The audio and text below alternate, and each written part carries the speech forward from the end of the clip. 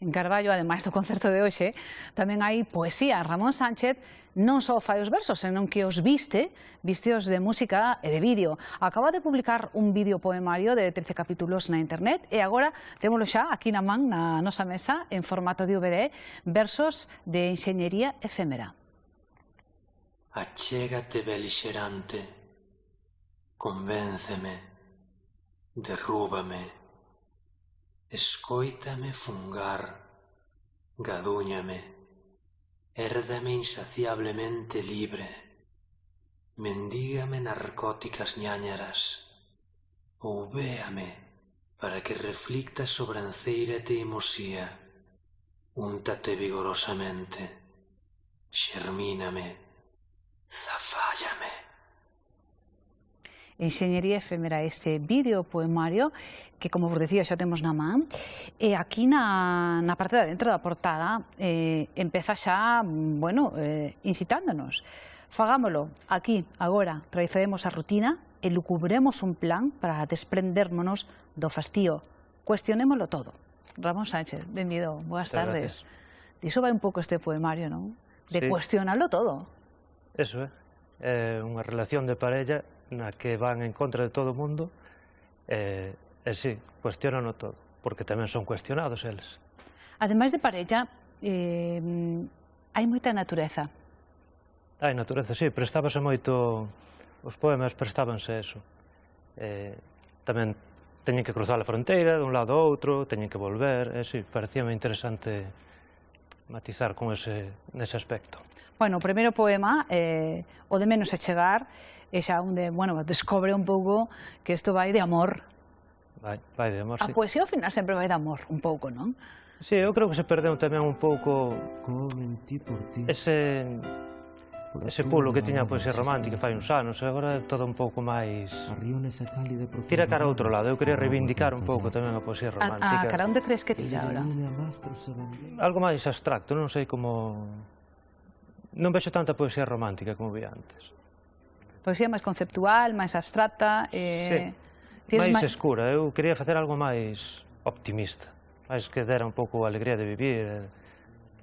E sempre a compañía sempre dá alegría para vivir. Bueno, e ademais é que te propós a guilloar o lector, ou a quen a vexa, ou a quen escoite, sedentarismo impasible, que é o que temos un pouco todos, non? Sí. Bueno, os protagonistas do meu poemario non podían ter sedentarismo e tiñan que loitar contra todos e tiñan que despertar de alguma maneira. Ao final o importante é a viaxe, quizáis por eso de menos é chegar. Sí, desde logo. Contame un pouco como fixeis este traballo. Son 13 poemas, 13 pezas que teñen texto, teñen música. Por que decides vestir os poemas?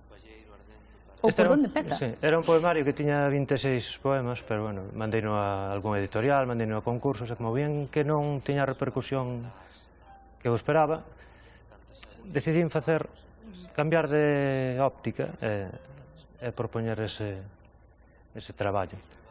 Que sempre, a poesía é un xénero un pouco marxinal, en galego aínda máis, pero dixen que vestindo cas imaxes e ca música podía entrar mellor o lector, o televidente, o ointe, non sei. Primeiro publicáchala en internet, foiches publicando as pezas en internet.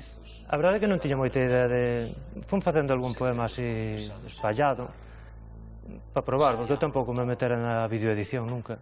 Os meus primeiros pasos están aí. Probando, un detrás de outro. Así foi como... Tiveches algunhas respostas desde a internet? Porque eu creo que, efectivamente, a través do ciberespacio, mellor a poesía chega a lugares onde antes non chegaba.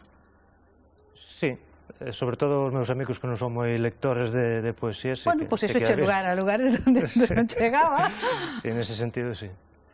E un pouco cal foi a resposta, contame. A resposta foi positiva, de feito, publicar primeiro 5 poemas para ver tamén como reaccionaba a xente e os comentarios positivos animaron a acabar o videopoema, nos que moitas veces estaba sobrepasado, porque facer música, vídeo, texto... A ver, cantas pastas hai? Por un lado está o texto, o vídeo, a grabación do vídeo, a edición do vídeo, a música... Os deseños por ordenador tamén, algúns vídeos que non... Hai 5 vídeos que son feitos con deseño por ordenador, 8 están feitos con imaxe, e edición de vídeo. Foi moito traballo, a verdade, sí. E por onde empeza o proceso? Sempre polo texto, imagino, non? Neste caso sí, porque os poemas estaban feitos xa desde o 2015. E despois, dependendo do que me pedise.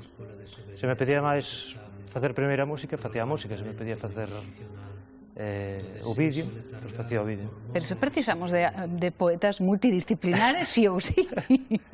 É o que me tocou. A necesidade sempre me obrigou en todos os proxectos que tiven a aprender, forzosamente. Neste aprendi moito, a verdade que non me quedou máis remedio.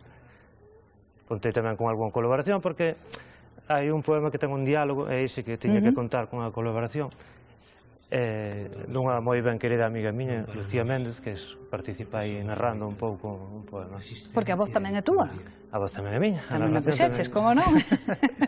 A ver, os poemas falan, decías ti, realmente é unha historia de amor que vai, bueno, percorrendo todos os versos. Hai natureza, ou eso me pareceu percibir, e hai xogo. Hai xogo coas palabras, coas letras, e se o lector ou ouvinte está atento, pode xogar. Sí, tamén como fixen algún deseño por ordenador máis que chamase a atención tamén un pouco. Realmente esta é unha viaxe vitalicia, unha loita de dous contra o mundo, preguntas, dúbidas, máis preguntas, algunha resposta de vez en cando, buscar a vida lonxe de toda unha vida, desandar os carreiros cando aínda están en usufruto e ás veces vencer contra todo prognóstico. A vida, bueno, é o que é un camiño que destivo importante é ir indo e hai, ás veces faise curto ese paseo pola vida. Tes algún traballo xa andando? Non, este é o meu primeiro proxecto. Quedaches esgotado? Bueno, sobrepasado, pero non esgotado. Bueno, sobrevivirás. Sí, sobrevivirei. Ramón, ti coñeces unha canción, seguro, de Gloria Gaynor que se chama I Will Survive? Por suposto. Bueno, pois agora nos imos con esa canción. Antes, moitísimas gracias a ti por vires, por mandarnos a túa enxeñería efémera e moita sorte. Grazas. Gracias. E agora sí, nos seguimos e sobreviviremos.